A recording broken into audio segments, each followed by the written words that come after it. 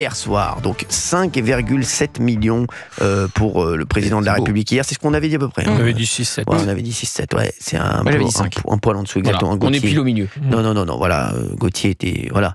Parce que quand tu dépasses, c'est comme au juste prix, c'est fini. Bon, après, on avait juste sous-estimé hier, il n'y avait rien en face. Mais rien, quand je vous dis rien, c'est rien. C'est rien, il n'y avait rien, de rien. Non, mais il n'y avait rien. Non, mais si, il n'y avait rien en face. Donc hier, Charles Bietri. Oui, mais Charles Bietri. Alors déjà, je vais revenir là-dessus. Excusez-moi, c'est bon. Olivier d'Artigol, stop. Charles Bietri, on va en parler dans un instant. Mais moi, je trouve que cette émission déjà était une énorme arnaque. On nous a parlé de Thibaut InShape, l'influenceur. On nous a parlé de Charles Bietri. On nous a vendu, Thibaut InShape va poser une question. Des Français vont poser une question au président de la République. Les mecs, les Français n'ont posé aucune question. Ils ont fait une vidéo qui a été diffusée pour le président de la République. Déjà, ça, c'est catastrophique. Écoutez-moi, c'est catastrophique. 2, qu'est-ce qu'on en a à taper même si j'ai rien contre elle, je m'en fous, moi j'ai rien contre tous ceux qui étaient là hier, et il y en a que j'ai trouvé bon, il y a une jeune femme qui a parlé finance, j'ai trouvé Agnès Verdier-Molinier. Elle était exceptionnelle. Et Emmanuel Macron qui lui a dit on peut rien faire, c'est le Parlement qui légifère, sur les normes je peux rien faire. Voilà, super. Non, mais ça on en parlera après. J'ai regardé je crois que sur CNews, je crois qu'il y a Jean-Noël Barrot là sur CNews. Voilà. Tout à fait. Écoutez, on est bien pari. Quand il y a Barrot sur... C'est dans un titre, il n'est pas invité, c'est Jordan Deluxe généralement à ce créneau-là. Ah exactement, oui c'est vrai. C'est le créneau de Jordan. Donc voilà, ensuite, il y avait Robert Ménard bien aussi. Bien. Très intéressant. Il a obtenu quelque chose. Oui, exactement. Sur les polices municipales. Bien sûr, voilà, merci. C'est la seule annonce de la soirée. Mais sinon, franchement, non mais c'était chiant à mourir, excusez-moi.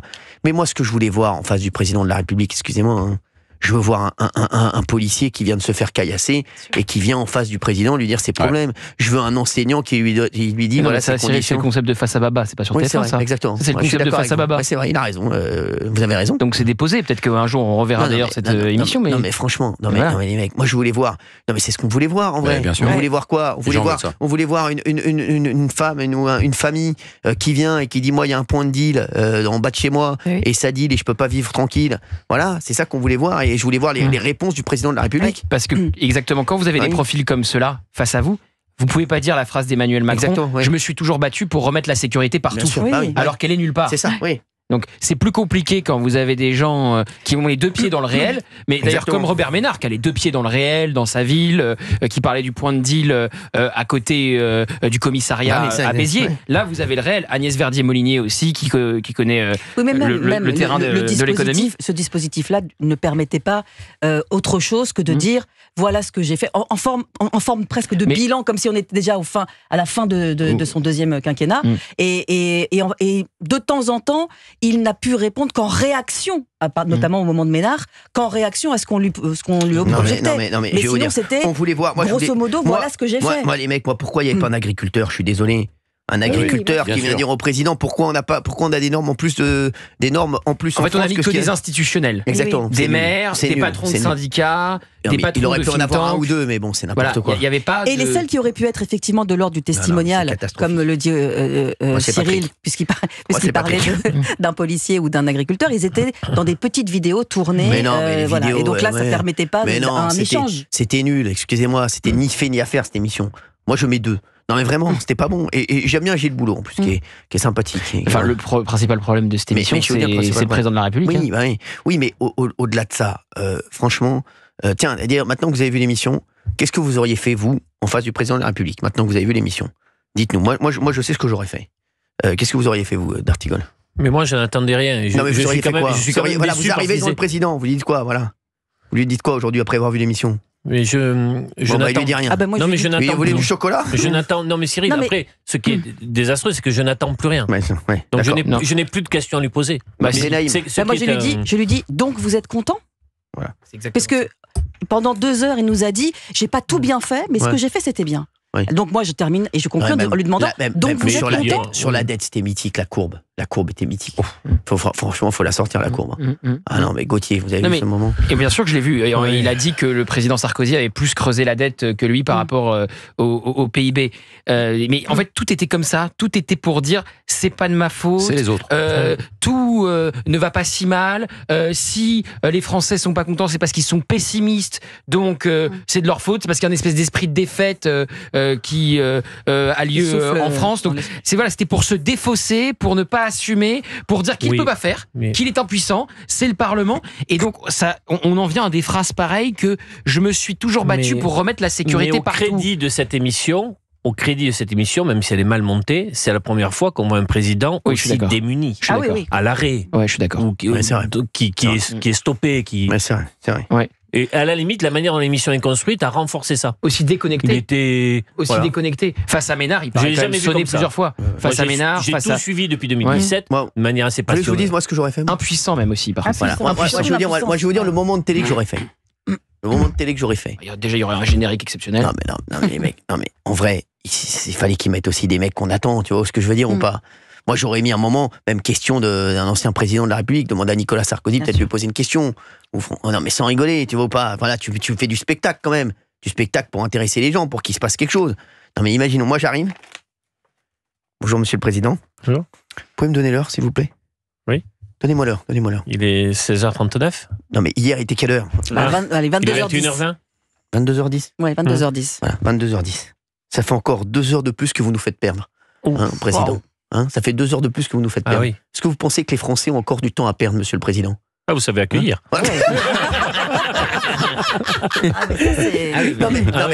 Mais c'est vrai. Alors, petit hommage à Feu El Kabash. Oui, exactement. Parce que vraiment, là, on est dans ça, dans la. Quelle couleur pour le mur? Quel mur? Non, mais on est d'accord. Les Français n'ont plus le temps. Hier, on avait l'impression, en fait, qu'ils disaient ça va, on a encore le temps, j'ai encore 2 ans, je vais faire des trucs, je vais faire ci, je vais faire ça. Une déconnexion totale, une déconnexion absolue. Quand on commence 40 minutes sur l'Ukraine, franchement... Bravo, voilà, exactement. Aussi, je le dis, juste Fabien, vous allez le dire après, mais Fabien a raison. Télévisuellement, il a tout à fait raison, Fabien. Les mecs, alors je dis rien, l'Ukraine c'est important, mais vous voulez accrocher le téléspectateur. Je pense que c'était imposé par l'Élysée. Mais imposé par l'Élysée. Mais l'Élysée, c'est là où ils se trompent. L'Élysée veulent faire de l'audience, donc ils n'y connaissent rien parce que vous croyez quoi? Les communicants, les trucs, ils demandent l'audience le lendemain, ils disent combien a fait le président, mais ils veulent faire de l'audience. Ne commencez pas par l'Ukraine. Non mais bien sûr que c'est important l'Ukraine, mais les Français, ce qu'ils veulent, c'est d'abord parler d'eux. Vous savez, il y a un truc chez les journalistes et dans les rédactions. Vous connaissez certainement cette phrase, c'est « vous ferez toujours plus ».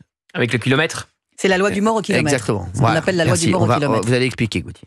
C'est-à-dire qu'il y aura plus d'intérêt, et c'est ainsi, et surtout on va plus se projeter quand il y a un drame à 1 kilomètre de chez vous. Donc il faut 1 mort à 1 kilomètre, il faut 100 morts à 100 kilomètres, 1000 morts à 1000 kilomètres, et ainsi pour que les Français, c'est comme ça. Moi, c'est la loi du kilomètre, se sentent concernés. Voilà, j'avais un professeur de journalisme qui me disait, imaginons mercredi, nous sommes mercredi, la fille de ton boucher en bas de chez toi vient de se couper le doigt, mais très sévèrement. Et en même temps, en Inde, il y a eu un cataclysme, un tremblement de terre. Tu te souviendras de ce jour de ce qui s'est passé en Inde ou pour la fille de ton boucher qui s'est coupé le doigt. Et donc en fait, tu hiérarchises. C'est vraiment coupé le doigt. Non mais voilà. Il essaie de nous faire comprendre qu'il fallait que ce soit d'abord concernant et évidemment qu'on ouvre le cercle. Et c'est triste de dire ça. Bien sûr. C'est triste. Oui, bien sûr. Mais c'est une constatation. Malheureusement, c'est une triste réalité. Mais ça n'empêche pas qu'on traite aussi ce qui s'est passé en Inde. Mais dans la façon dont on... Non mais déjà, c'est une demande de l'Élysée. Et merci Gauthier pour cette info. Non mais j'imagine. Non mais bien sûr. Parce qu'il est allé à Kiev, il a pris le train avec ses homologues. Les mecs, il n'y avait aucun sujet intéressant, excusez-moi. Aucun sujet intéressant. Mais surtout, il n'y avait aucune annonce. Là, par contre, l'Élysée a fait courir le bruit dans les rédactions de Paris. Il va faire des annonces sur les référendums, écran, fin de vie, où il a dit si le Parlement ne légifère pas, mais il n'a pas annoncé un référendum concret en disant 1er septembre, vous avez un référendum sur, même si c'est sur les écrans ou sur la réforme territoriale. Donc, il n'a rien annoncé. L'annonce, c'est qu'il n'y a pas d'annonce. C'est quand même fascinant. On fait 3h30 d'émission. Ça a duré 3h30, de 20h à 23h30, pour ne rien annoncer, pour ne rien dire, juste pour se satisfaire du bilan des 8 dernières années. Il est satisfait du bilan des 8 dernières années et il peut aller devant les Français en disant « je me suis battu pour remettre la sécurité partout ». C'est ça, et apparaître d'une faiblesse absolue face à l'Algérie notamment, et d'une fermeté totale face à Benyamin Netanyahou, en refusant par exemple de dire il n'y a pas de génocide à Gaza, en disant je laisse les historiens juger. Et donc maintenant il y a Benyamin Netanyahou qui a déclaré qu'il faisait le jeu du Hamas. On est très dur avec Benyamin Netanyahou. Je note la faiblesse avec monsieur Tebboune, et je rappelle qu'on a un otage en Algérie qui s'appelle Oualem Sansal. Donc tout ça paraissait mais tellement déconnecté, tellement vraiment le mot c'est impuissant. Quand il a dit à Agnès Verdier-Molinier je ne peux rien faire, c'est le Parlement. Mais dans ces cas-là, mais je pense, Gauthier, pour écouter, que le mot déconnecté ne convient plus. On pouvait dire une présidence déconnectée, jupitérienne, etc. C'est au-delà. Oui, t'as raison. C'est la première fois que je vois un président qui est dans une forme d'empêchement, d'impuissance. C'est fini. La présidence est finie. Et il y a 2 ans devant nous. Alors par contre, ça, on n'a pas connu. Une présidence à l'arrêt avec une élection présidentielle dans 2 ans. On n'a pas eu. Mais c'est pour ça que on n'a pas connu. Non mais ça va jamais eu. C'est pour ça que je te dis. Ça va être pu avoir d'autres choses, mais je t'assure, on ne l'a pas connu. Non mais c'est pour ça que je te dis que à la fin du fin, quand on a fini, qu'on éteint sa télévision et qu'on a passé ces 3h30, on pensait, enfin, ça donnait le sentiment qu'on était en toute fin de mandat. Or, on n'est pas en fin de mandat. Oui, il reste 2 ans. Ça va être interminable. Ça va être. On avait le sentiment d'une interview fleuve sur un bilan de 2 quinquennats. Et en fait, les amis, il n'a plus rien à dire. Il n'a plus rien à proposer. Il n'y a plus de souffle, il n'y a plus rien. On va attendre comme ça 2 ans, et comme le dit Cyril tout le temps, mais on n'a pas le temps d'attendre. Tout à l'heure. On va voir tout se dégrader sur le plan économique, sur le plan sécuritaire, sur le plan migratoire, sur le plan international. On fait ce qu'on peut avec l'Ukraine, on se fâche avec tel pays, pas avec tel autre. Moi, j'ai eu juste un petit problème aussi dans cette émission. Il n'y a pas un gars qui lui a dit à un moment, Monsieur le Président, vous parlez depuis le début là, mais vous n'avez plus la main en fait. Il n'y en a pas un qui lui a dit en fait. Non mais en vrai, je vous rappelle que vous n'avez plus la majorité à l'Assemblée.